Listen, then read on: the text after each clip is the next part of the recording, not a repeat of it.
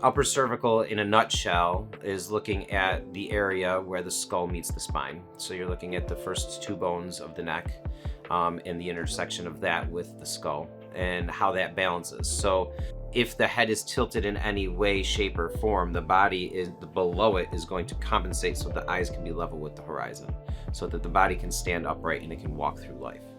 So now, if that is the case and it's never addressed, then you are never really going to get rid of the compensations lower, because no chiropractor with an outside-in force is going to have more ability to change that than what the brain needs to be able to balance the body to walk forward.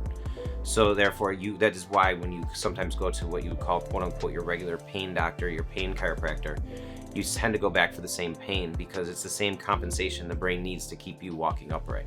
My life changed from an upper cervical adjustment. That's how I started to heal from the traumatic brain injury. So it really is things that, like, they're very important neurological structures up here. It's really about the balance. It's not about getting adjusted. Like, you think going to the chiropractor and getting adjusted is important. I would say it's more important to go to the chiropractor and not get adjusted, not need your neck adjusted. Have that head be balanced. That's the important thing. In our office, we'll talk about an adjustment is really your neck. Everything else is a manipulation to try to maintain not needing to be adjusted. Ultimately, when people say to me, I went to the chiropractor to get adjusted, I'm like, well, that sucks. I would rather go and not get adjusted, you know? So it really baffles people's minds, but that's what the upper cervical community has on lockdown. And that's where you start to see the changes neurologically, physiologically, you know, systemically. People start to say things like their gut is healing, their brain fog is clearing, they're able to focus more, their depressions, their anxieties, I mean, things like plantar fasciitis, Achilles tendonitis. I mean, it's just that the list goes on.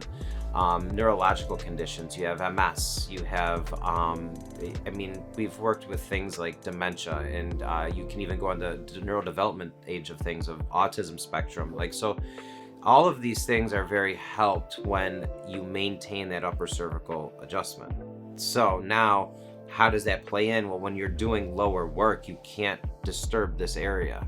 So it becomes a very distinct protocol on how to do it. And that's just something I've been working on for the last 6 years.